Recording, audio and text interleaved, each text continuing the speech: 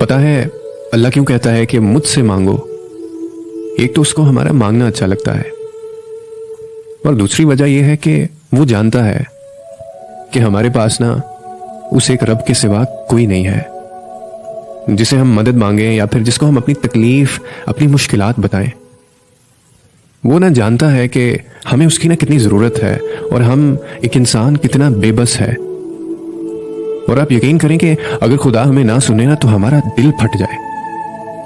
वो हमारी ही खातिर हमें कहता है कि मेरी तरफ लौट आओ, मेरी तरफ आ जाओ,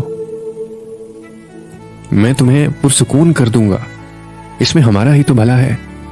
देखो कैसी मोहब्बत करता है अल्लाह ताला हमसे, जिसके बदले में कोई वो चीज़ नहीं मांगता हमसे, इसका कोई गर्ज नहीं है।